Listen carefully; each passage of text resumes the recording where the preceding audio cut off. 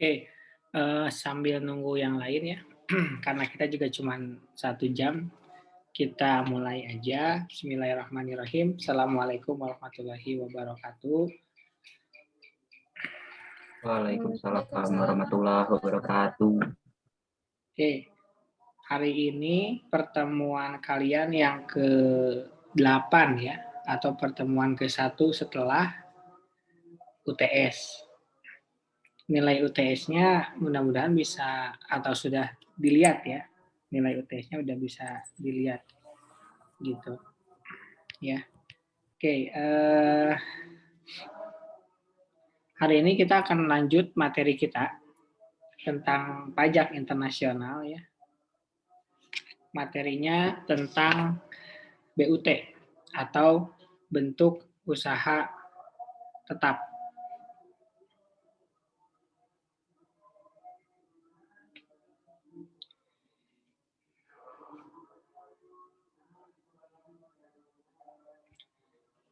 Materinya udah di-share juga di Sinau ya. Kalian bisa cek di sana. Bahkan bukan cuman materi sekarang ya. Materi sampai dengan UAS. Gitu. Nah, ini materi kita bab ke-8. Pemajakan BUT atau permanent establishment. Ini materinya lumayan panjang. Jadi kalau nanti pengen lengkap bisa lihat di video kelas yang lain ya.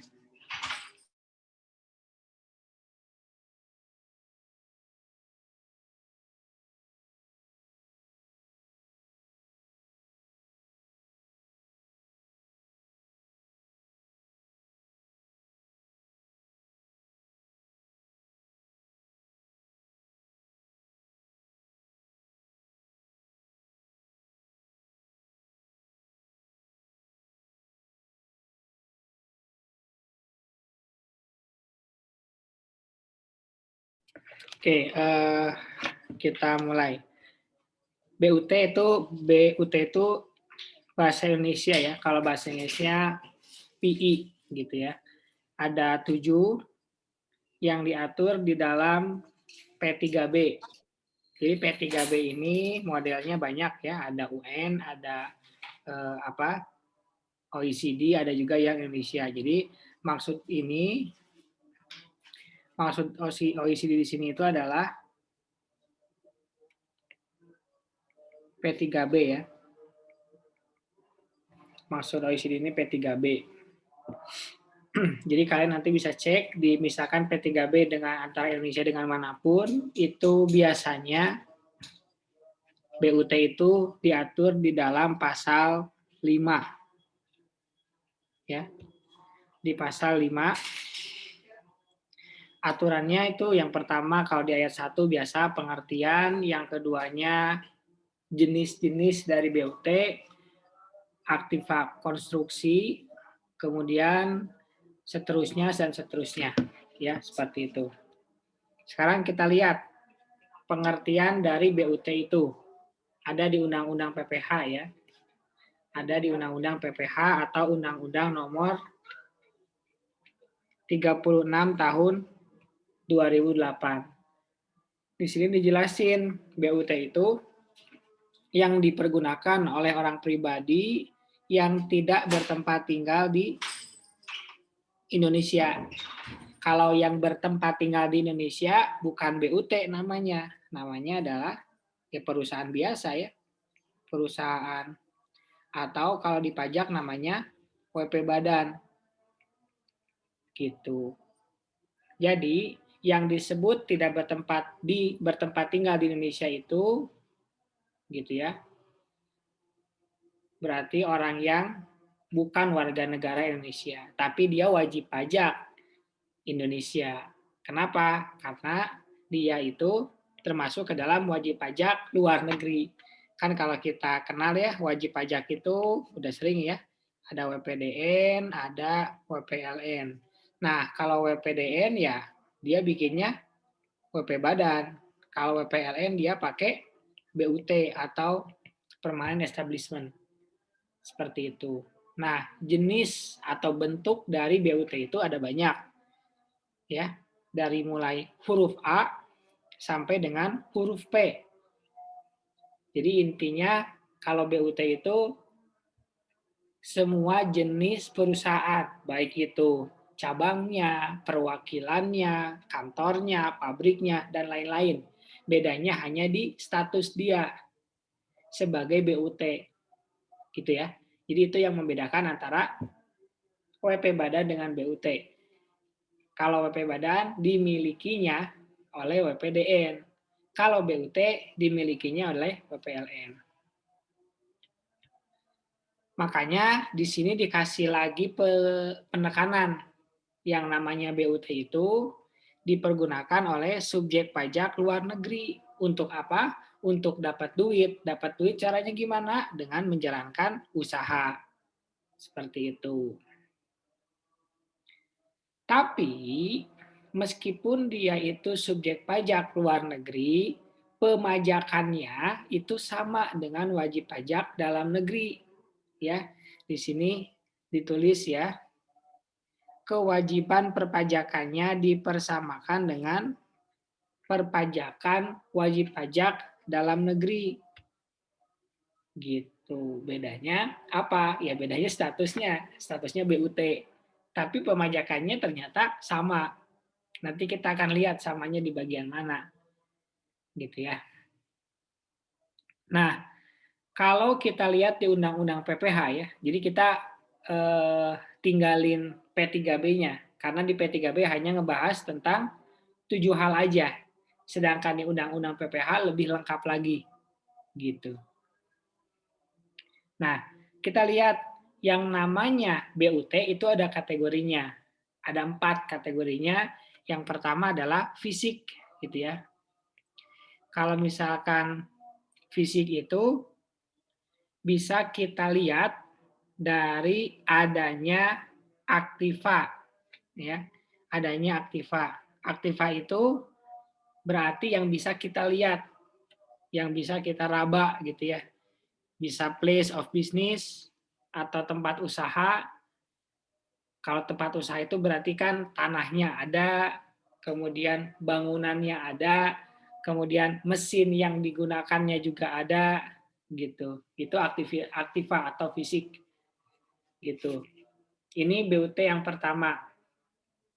Nah, BUT aktiva fisik juga harus punya syarat, gitu ya. Sifatnya adalah permanen. Jadi kalau misalkan kalian mau sedikit penghafal gitu ya, ciri-ciri BUT aktiva apa gitu kan? Yang pertama gitu permanen gitu. Terus yang kedua digunakan, saya kalau nulis jelek ya, jadi saya kasih tanda aja ya. Ini permanen, menjalankan usaha gitu. Jadi itu yang dijadikan ciri sebagai BUT aktiva atau BUT fisik. Harus permanen dan harus digunakan untuk menjalankan. Gitu, bukan tempat ini ya, bukan tempat untuk tidur, bukan. Gitu.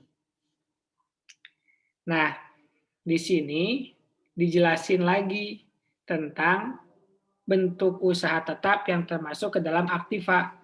Ada 12. Berarti kalau kalian masih ingat gitu ya, di halaman sebelumnya, berarti yang ini tuh ya, dari mulai tempat kedudukan manajemen sampai bawah itu termasuk ke dalam BUT aktiva. Gitu ya. Tapi ini sampai huruf huruf P. Berarti huruf P itu berapa ya? 10 kan I. Berapa ya? 17 kali, Pak. 17 ya. Ini 17. Kita lihat yang bawah. Ada berapa? Cuman 12 ya. Berarti ada 5 ya. 5 yang nggak termasuk ke dalam BUT aktiva. Gitu. Itu aktiva. Berarti kalau aktiva alatnya. tempatnya. Makanya tadi syaratnya dua. Yang pertama harus permanen, yang kedua digunakan untuk menjalankan aktivitas. Begitu. Yang kedua, kategori BUT menurut Undang-Undang PPH adalah aktivitas. Beda ya, kalau tadi aktiva berarti alatnya, gitu ya. Kita kasih apa ya? Ini alatnya gitu ya. Alatnya atau tempatnya. Nah, gitu. Kalau BUT aktivitas itu kegiatannya. Nah, gitu.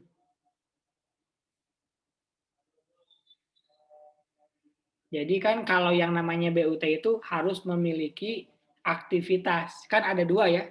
Kalau kalian masih ingat, jadi harus ada fisiknya, yang kedua harus ada aktivitasnya, baru disebut sebagai BUT.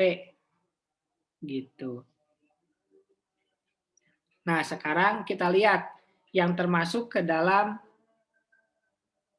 BUT jenis aktivitas. Ini ada proyek-proyek ya, dari mulai konstruksi, instalasi, atau proyek perakitan dan pemberian jasa dalam bentuk apapun. Gitu ya. Ini namanya aktivitas. Aktivitas dalam yang tadi di atas, dalam menjalankan usaha. Gitu. Terus, yang pertama, kalau disebut sebagai BUT aktivitas itu harus ada kegiatannya, aktivitas ya. Yang keduanya adalah harus lebih dari 60 hari. Gitu. Yang ke satu harus ada kegiatan, yang kedua lebih dari 60 hari dalam 12 bulan. Hati-hati ya, dalam 12 bulan itu beda dengan dalam 1 tahun. Kalau dalam 1 tahun kan Januari sampai Desember, Maret sampai Desember, Juli sampai Desember, itu dalam 1 tahun. Tapi kalau 12 bulan, itu beda. 12 bulan itu Januari sampai Desember, Februari sampai Januari, itu 12 bulan. Gitu. Ya, hati-hati. Nah, ini ada contoh. Katanya ada AALTD. Bidang jasa. Nah, ini udah kelihatan ya, jasa konstruksi, artinya dia itu ada aktivitas. Gitu. Meskipun kedudukannya di Belanda. Makanya kenapa dimunculin ini, karena ada kalimat berikutnya, yang mendapatkan proyek pembangunan jembatan yang berlokasi di Palembang. Gitu. Pekerjaannya 7 bulan. Terus yang harus kita lakukan, kita lihat dulu tax treaty antara Indonesia sama Belanda. Karena kan yang paling pertama kita harus lihat itu kalau transaksi internasional kan tax treaty. Karena tax treaty itu sifatnya adalah lex specialis. Seperti itu. Jadi karena dia itu lebih dari 6 bulan, maka dia itu termasuk ke dalam BUT. Gitu.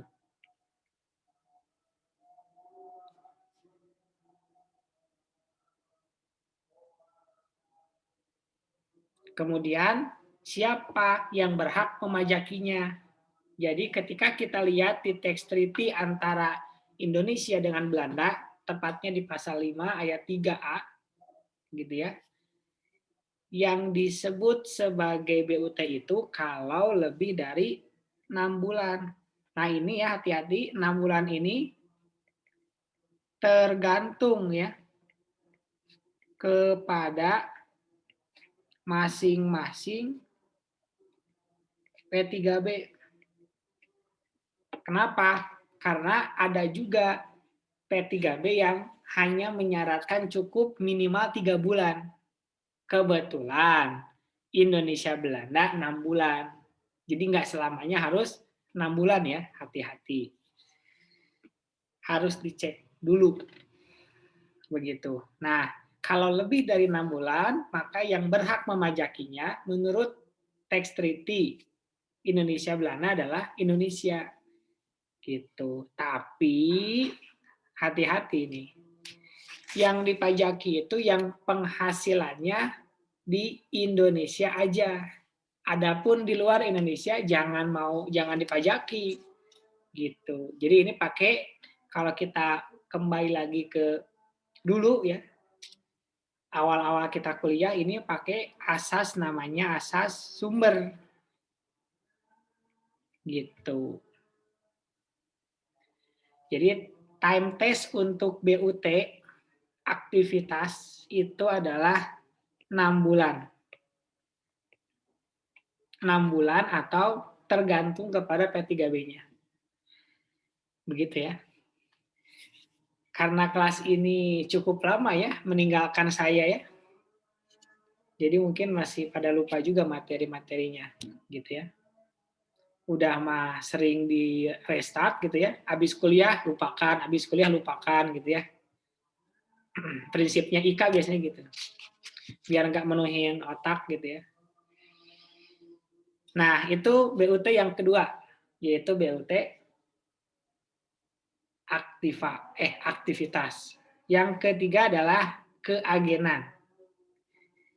Ya, kalau keagenan ini sebagaimana namanya ya, agen.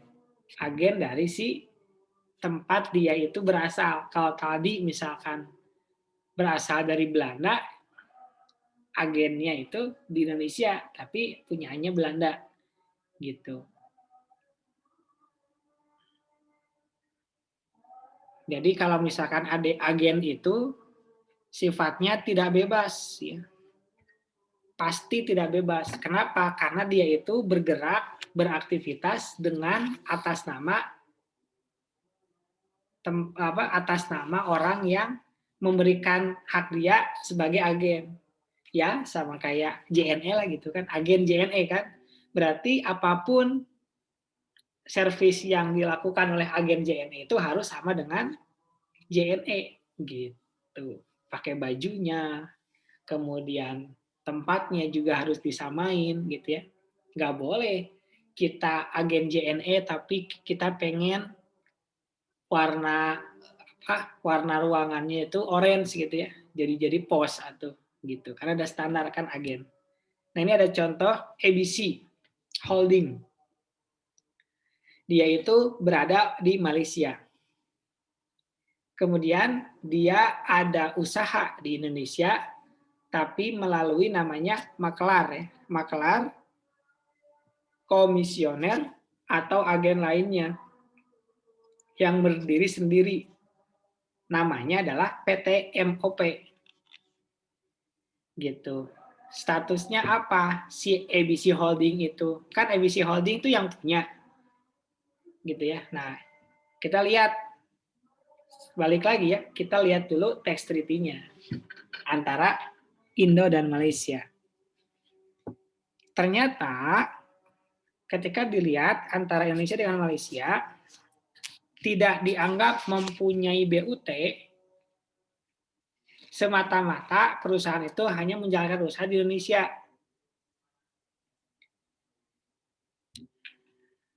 Gitu. Kita baca lagi ya. Sesuai pasal 5 ayat 6 di teks treaty-nya ya. Tidak dianggap mempunyai suatu BUT di negara Indonesia semata-mata karena perusahaan itu menjalankan usaha di negara Indonesia melalui PT MOP. Ini berarti harusnya bukan PT KLM ya, PT MOP. Jadi dia itu sebagai WPLN, bukan BUT. Meskipun dia menjalankan usahanya ada di Indonesia. Kata tax treaty-nya Indonesia-Malaysia. Gitu. Terus gimana dong? Kalau pemajakannya, ya pemajakannya berarti menggunakan PPh LN, PPh pasal 26. Kalau kondisinya kayak gini. Gitu. Kecuali gitu ya. Kecuali kalau si PT MOP ini memenuhi syarat yang sebelumnya. Pertama, memiliki aktiva gitu ya. Yang kedua, memiliki aktivitas. Seperti itu.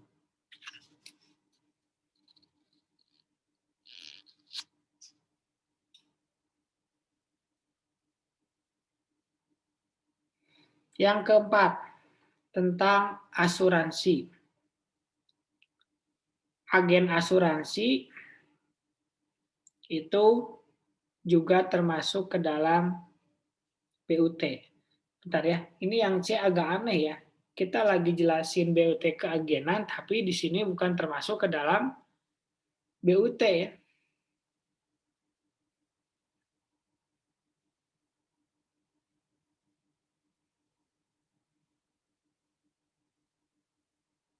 Soalnya di sini ada kata-kata tidak dianggap mempunyai suatu BUT. Kenapa gitu ya? Berarti ya kalau gitu belum tentu agen itu BUT. Kalau misalkan kayak gini ya. Belum tentu agen adalah BUT. Gitu. Tapi kan yang namanya agen pasti melakukan aktiva dan aktivitas ya. Nah ini perlu dikaji lagi ya. Kita lanjut ke yang keempat. BUT asuransi. Kita lihat langsung ke contoh nih. PT PP menutup polis asuransi kerugian dengan membayar premi asuransi yang berlokasi di Jakarta kepada PTCC. Nah, ini PTCC itu adalah perusahaan asuransi.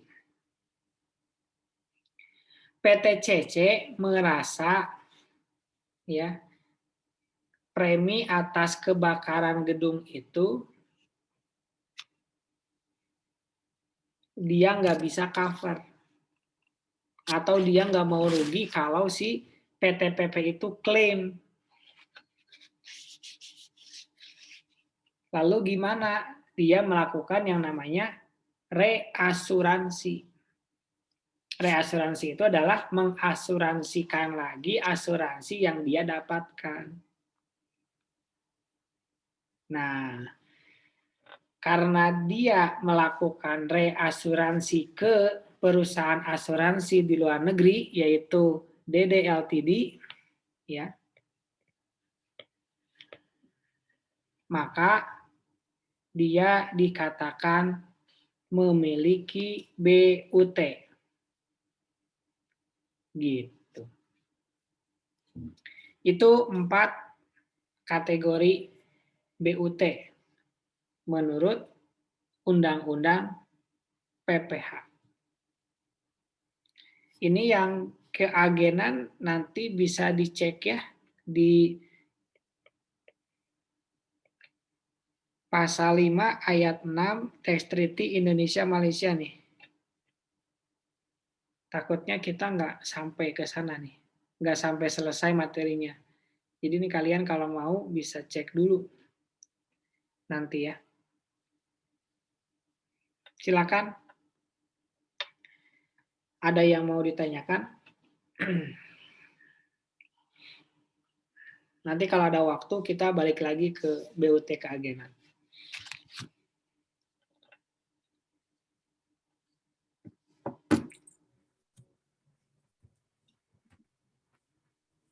Pak, maaf ingin bertanya. Yep.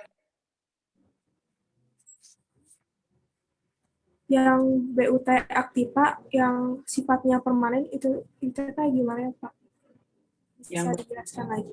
permanen itu Ya, kayak bangunan.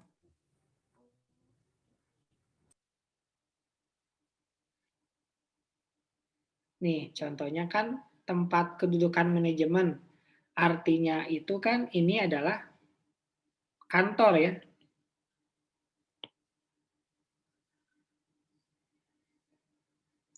Ini tuh kan artinya kantor. Kantor BUT. Kalau kantor kan biasanya dan pasti permanen. Gak mungkin bisa dipindah-pindah atau dari apa namanya triple kan gak mungkin. Cabang juga kantor ya.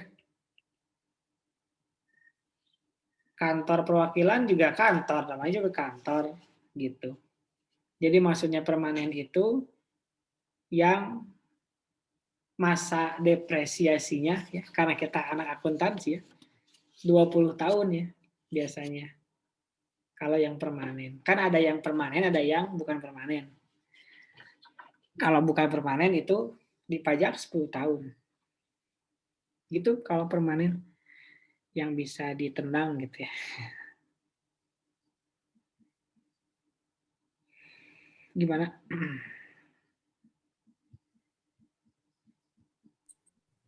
Ya Pak, terima kasih.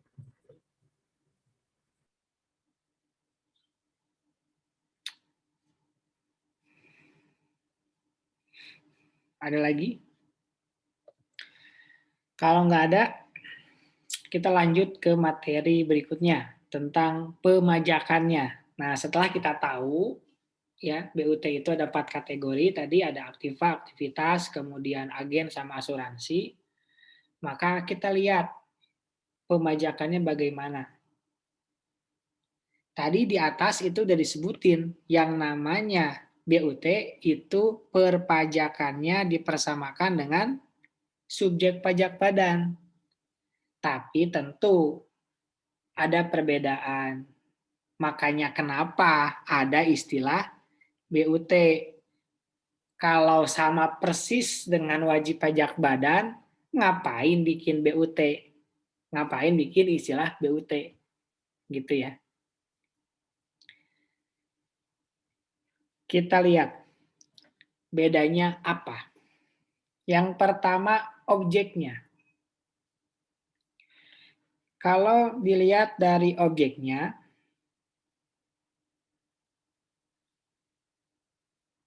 yang pertama attribution income. Ini sih sama ya, karena semua penghasilan yang berasal dari Indonesia dipajaki di Indonesia. Ini yang kita istilahkan dengan asas sumber ya. Yang kedua, force of attraction income. Force of attraction income, penghasilannya kantor pusat, tapi dilakukan oleh BUT, maka penghasilan tersebut dimasukkan ke dalam penghasilannya BUT. Kalau penghasilannya BUT, yang memajakinya adalah Indonesia. Bedanya kalau attribution income itu usaha murni atau pure si BUT. Kalau force of attraction income itu penghasilannya kantor pusat yang dititipkan melalui BUT. Begitu. Biar apa? Biar penghasilannya dipajaki di Indonesia. Jadi undang-undang PPH ini sangat menguntungkan Indonesia. Ya namanya juga undang-undang bikinan kita, ya pasti kita pengen yang menguntungkan kita. Begitu.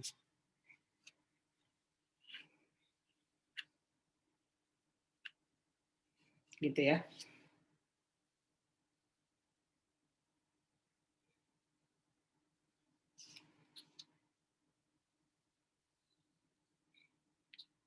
Ini penjelasan lebih lanjut ya.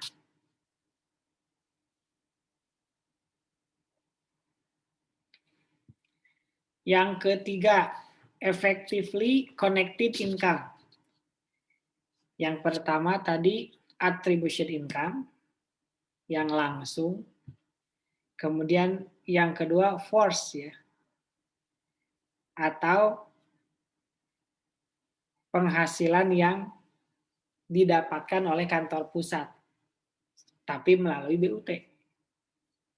Yang ketiga ada effectively connected income.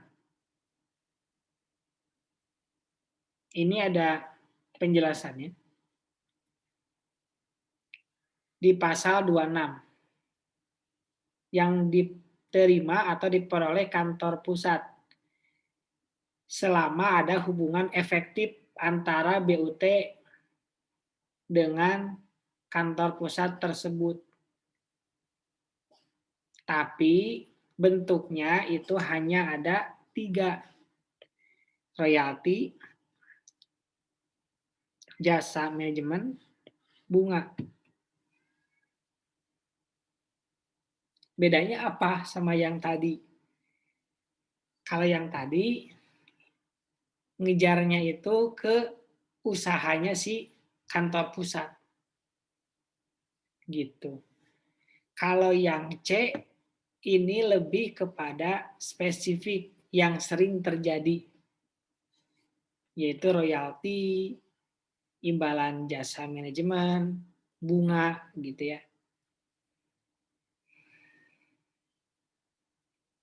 Jadi kayak misalkan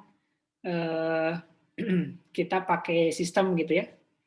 Sistemnya itu yang punya hak patennya atau mereknya itu adalah kantor pusat, tapi digunakan, dilatihkan oleh BUT. Nah, kalau kayak gitu, maka itu yang memajaki adalah Indonesia. Yang dipajaki siapa? BUT-nya. Gitu. Jadi yang pertama, penghasilan BUT itu dipajaki. Yang kedua, pembayaran royalti yang harusnya ke kantor pusat itu juga dipajaki. Gitu. Gitu ya. Jadi pajak pengen semua potensi pajak itu diambil. Gitu. Sekarang juga kan gitu kan. PPN diperluas ya, tapi belum disahkan ya, masih berupa draft. Makanya Menteri Keuangan kaget kok bisa bocor gitu ya. Gitu. Namanya juga Indonesia ya. Paling jago ngorek-ngorek yang kayak gitu.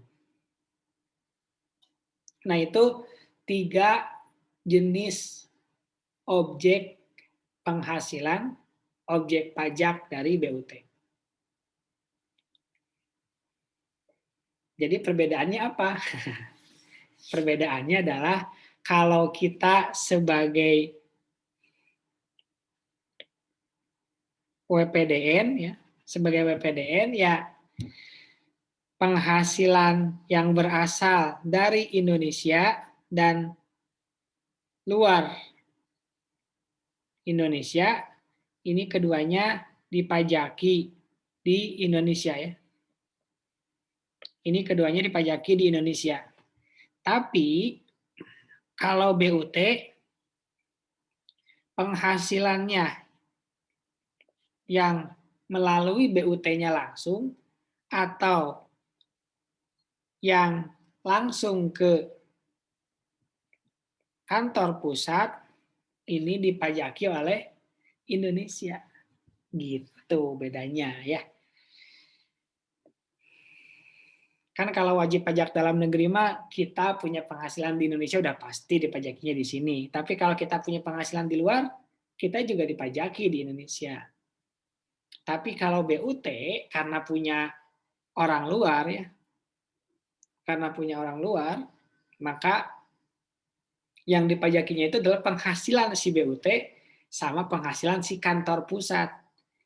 Yang duitnya itu berasal dari Indonesia. Gitu. ya.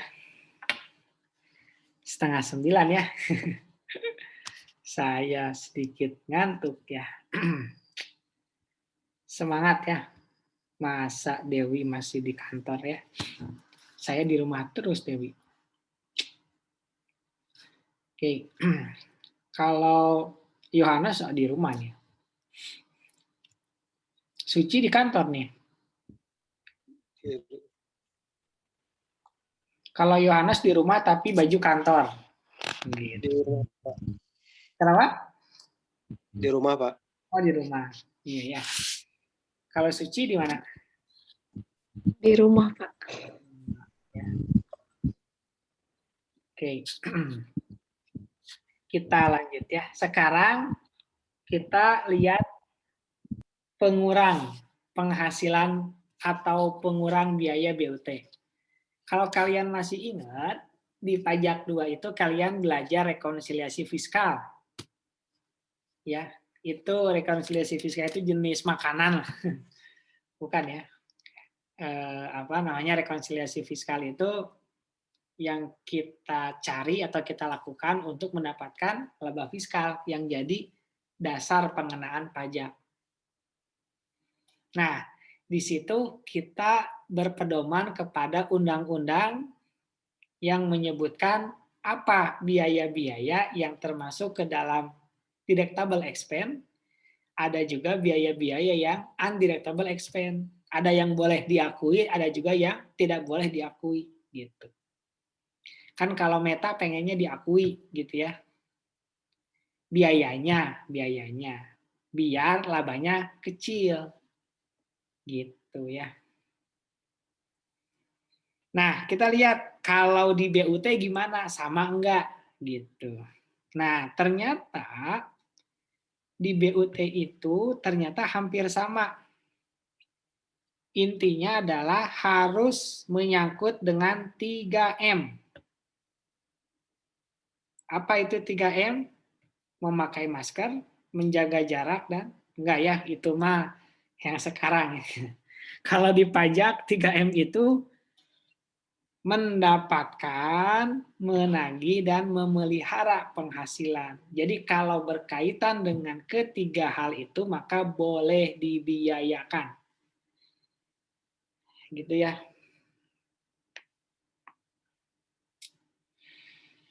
Nah, jadi kalau boleh kita balik lagi, itu 3M itu berarti tergantung kepada jenis perusahaannya. Sering saya contohkan, biaya membeli koran. Apakah itu termasuk yang boleh dibiayakan atau enggak? Jawabannya tergantung. Perusahaan apa dulu? Kalau perusahaan manufaktur, ya itu nggak boleh dibiayakan. Tapi kalau buat hotel, itu kan fasilitas. Itu baru boleh dibiayakan. Karena menyangkut tentang mendapatkan penghasilan dengan memberikan fasilitas. Gitu. Makanya yang termasuk contoh-contoh biaya yang secara langsung itu yang berhubungan sama produk biasanya. Ini ada bahan baku, gitu ya. Terus biaya tenaga kerja, kemudian biaya overhead. Nah, gitu ya. Kalau kalian masih lupa tentang cost accounting, gitu ya. Saya kasih ingat, gitu. Gitu. Nah, kalau kita lihat dengan seksama ya, dalam tempo yang sesingkat-singkatnya, biaya yang boleh dibiayakan itu sama dengan wajib pajak dalam negeri. Kalau nggak percaya nanti bisa dicek. Gitu. Bahkan kalau BUT itu rugi sama kayak di WPDR, yaitu tidak boleh dipajaki. Makanya kita boleh mengkompensasi kerugian itu selama 5 tahun. Gitu. Tapi enaknya BUT nggak cuman itu. Kan kalau di kita mah berhenti aja sampai sini kan. boleh dikompensasi maksimal 5 tahun secara berturut-turut. Kalau BUT ada tambahan. Gitu ya. Tambahan biaya yang boleh dikurangkannya itu ada 3. Yang pertama, ini.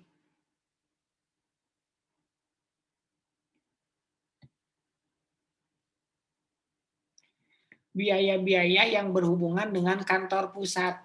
Itu boleh dibiayakan. Gitu. Jadi kan tadi dibahas tuh di sebelumnya, kalau misalkan penghasilan kantor pusat juga dipajaki. Nah, biaya-biaya untuk ngurusin penghasilannya kantor pusat oleh BUT itu juga diperbolehkan untuk dijadikan biaya atau diakui sebagai biaya atau deductible expense. Gitu.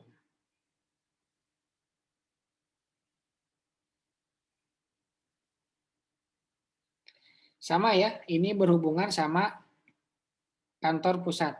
Termasuk juga biaya administrasi juga, itu boleh dibebankan. Tapi ada aturannya sesuai sama peraturan Direktur Jenderal Pajak tahun 95. 95, oh udah pada lahir ya kalian.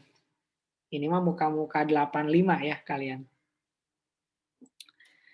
Nah, ini ada rumusnya. Untuk mengakui dia itu sebagai biaya administrasi. Jadi kalau misalkan setelah dihitung ya biaya administrasinya itu ternyata yang diperbolehkan misalkan 100 juta. Tapi yang ada di laporan laba rugi misalkan 150 juta. Berarti dia bakal dikoreksi ya. Gitu. Jadi kayak misalkan contoh biaya ADM gitu ya. Ini komersial. Komersialnya 150 juta. Ternyata setelah dihitung, dia melebihi batas maksimal. Jadi dia dikoreksi positif ya, 50 juta. Jadi fiskalnya itu adalah 100 juta. Gitu. Oke. Saya kalau di kelas ini suka bagi-bagi poin nggak sih? Lupa saya. Kayaknya enggak ya. Jarang kayaknya. Oh, suka juga ternyata. Ya udah ya, nanti saja. Ini. Nah, sekarang kita lanjut. Kalau tadi biaya yang boleh dibiayakan, sekarang biaya yang tidak boleh dibiayakan.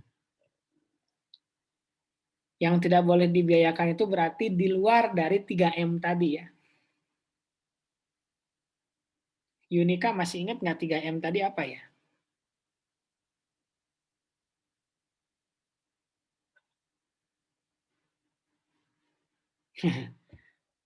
Apa ya? Mendapatkan, menagih, sama memelihara. Mendapatkan, menagih, dan memelihara. Jadi jangan kayak Yohanes ya, mendapatkan aja ya, tapi jangan dipelihara gitu ya, dibiarin gitu.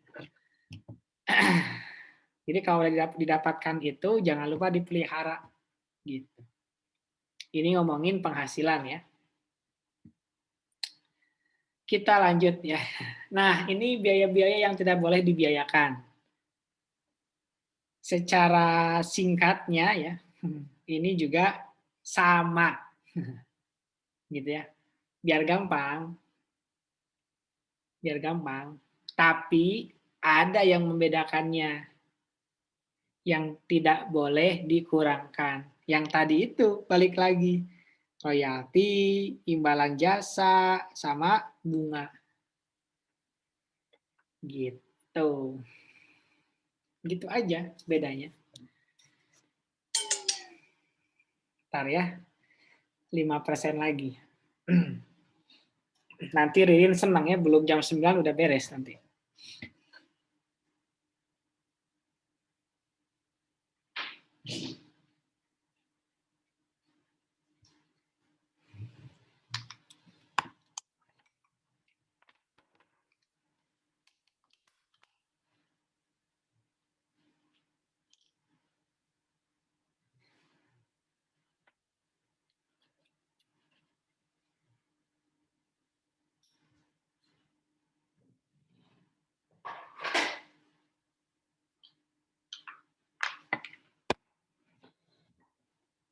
Oke, kita lanjut ke tarifnya. Gimana nih tarif si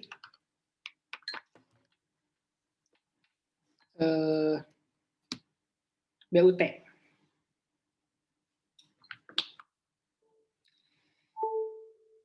Nah, tarif BUT itu karena dia sama dengan badan, tarif umumnya sama sebesar 25%. Tapi ada yang namanya tambahan sebesar 20%. Mantap ya. Jadi pajaknya hampir setengahnya ya.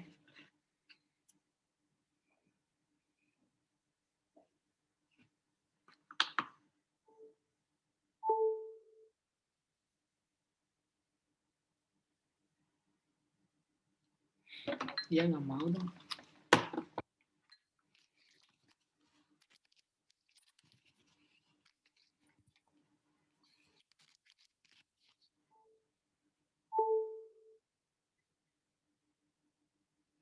Oke. Tapi ada pengecualian. Jadi kan tadi ada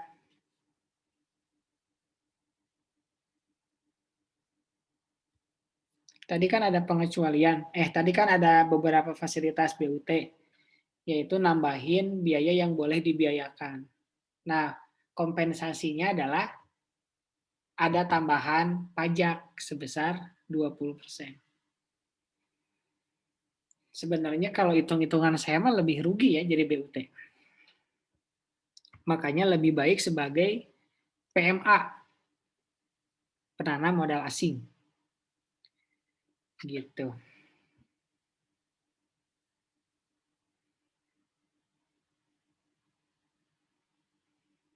Kecuali kalau si penghasilannya itu ditanamkan kembali di Indonesia.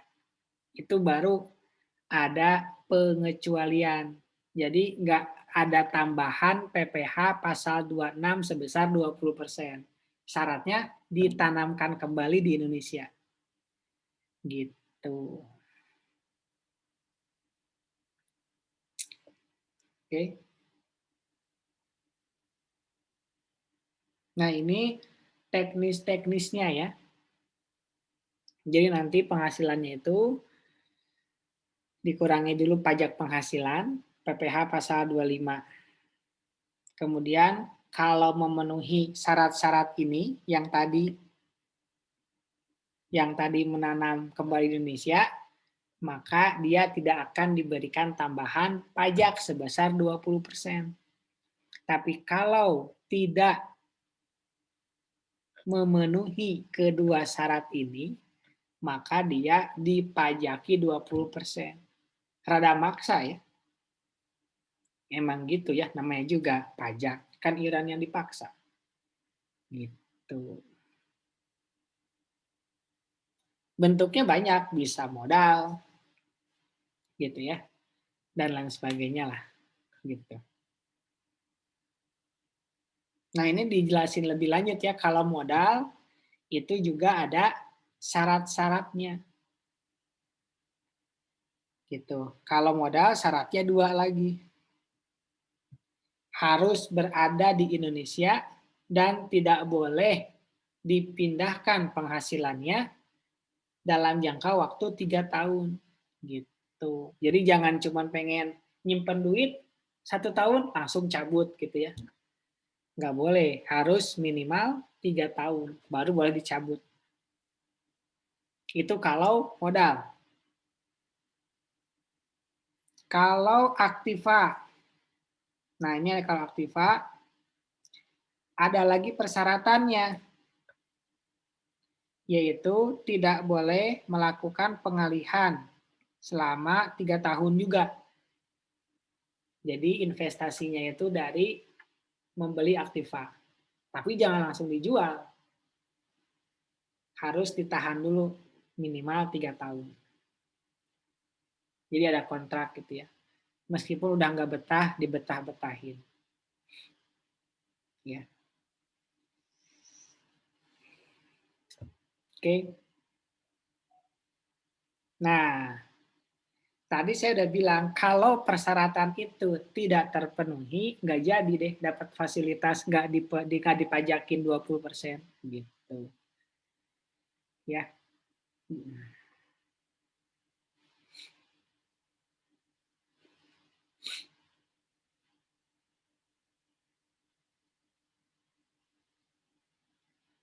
Terus berapa persen yang ditanam kembali di Indonesia? Luar biasanya Indonesia harus seluruh penghasilan kena pajak. Mantap ya. Jadi syaratnya itu kalau misalkan BUT itu harus dipajaki PPh pasal 25 ya, 25%. Kalau dia mau bawa uangnya itu ke luar negeri, maka dia harus dipajaki lagi 20%. Tapi kalau dia nggak mau dipajaki 20%, dia harus menanam kembali labanya itu di Indonesia. Seberapa banyak? Semuanya. Luar biasa ya. Terus BUT dapat duitnya dari mana? Nah, dari royalti buat ke kantor pusat yang sudah dipajaki juga gitu. Makanya kalau BUT itu mainnya biasanya di pemberian gaji. Kan nggak boleh itu si perusahaan itu ngasih uang atau ngambil uang kan dari laba, ya udah jadiin biaya aja. Misalkan biaya direktur yang rata-ratanya misalkan 50 juta gitu ya. Dikasih 300 juta per bulan gitu ya. Gitu. Nanti Meta boleh daftar ke direktur tersebut gitu. Oke. Nah, itu juga persyaratannya harus lapor dan lain-lain lah, di sini udah dituliskan. Seperti itu. Nah, sekarang hak pemajakan atas penagihan harta bergerak. Kalau harta bergerak gitu ya. Kalau dia itu merupakan bagian dari BUT dan harta bergerak itu digunakan untuk menjalankan usaha, maka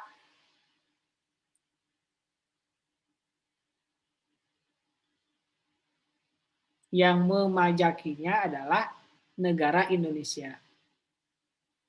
Gitu. Jadi syaratnya gitu ya.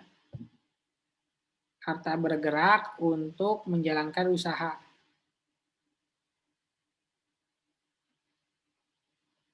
Jadi kalau harta bergerak tuh misalkan ya harta terus dijual gitu ya. Tapi harta itu sebelumnya dipakai buat usaha gitu ya.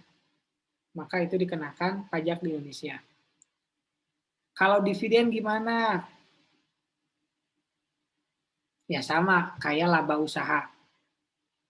Ya, ini diperlakukan diperlakukan sebagai laba usaha. Gitu. Yang biasanya yang berhak memajakinya adalah negara sumber. Tapi balik lagi ke tax treaty nanti ya. Tapi biasanya negara sumber. Terus kalau bunga, gimana kalau bunga?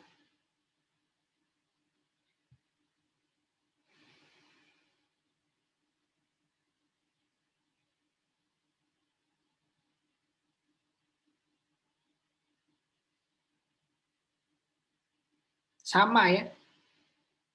Bunga juga yang berhak memajakinya adalah Indonesia.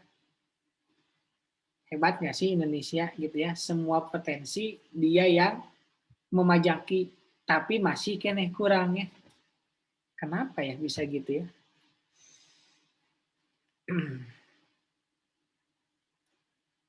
Nah sekarang kantor perwakilan dagang asing atau representative office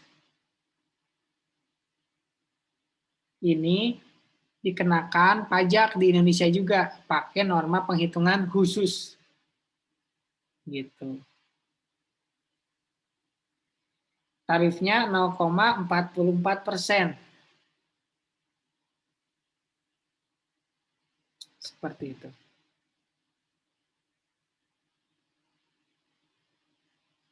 Ya, seperti itu ya. Materi kita. Ini perusahaan pelayaran dan penerbangan luar negeri, kalian bisa baca juga. Yang berhak memajakinya adalah Indonesia lagi ya.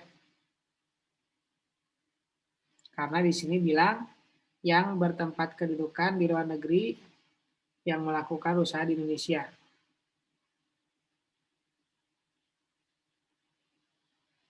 Tarifnya 6% dari bruto.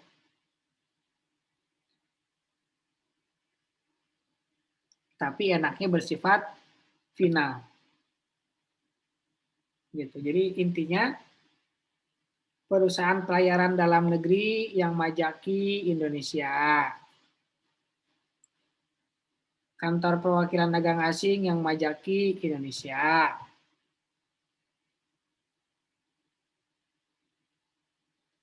Kemudian bunga yang memajaki Indonesia. Gitu ya. Kemudian dividen yang memajaki Indonesia. Merdeka harga mati gitu ya. Pokok nama Indonesia, Indonesia, Indonesia. Gitu. Silakan, nggak ada yang ditanyakan. Ririn gimana Ririn? Nggak ada. Nggak mau nanya direktur BUT gitu ya, siapa gitu ya. Nanti dikenalin. Soalnya Meta agak ragu-ragu kalau sama bule gitu.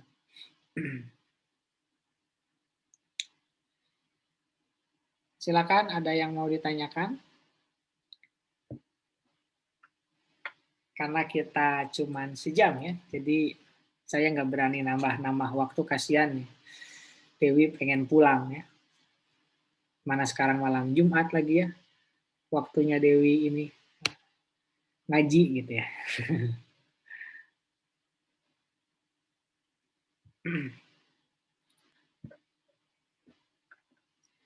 Gimana Dewi? Udah nikah kamu ya? Kata Meta. Belum, Pak. Nanti direktur BUT lah bisa dikenali sama Herul. Herul banyak kenalannya soalnya. Silakan, ada yang mau ditanyakan? Kalau nggak ada, jangan lupa tugasnya dikerjakan ya. Kalau misalkan masih butuh penjelasan, ada video lagi, ada video ya di YouTube. Kalau misalkan butuh, tapi kayaknya sih enggak ya. Apalagi Fahri ya, yang bertahan dengan rambut panjangnya. Saya udah pensiun. Harudang Fahri, nggak kuat ya.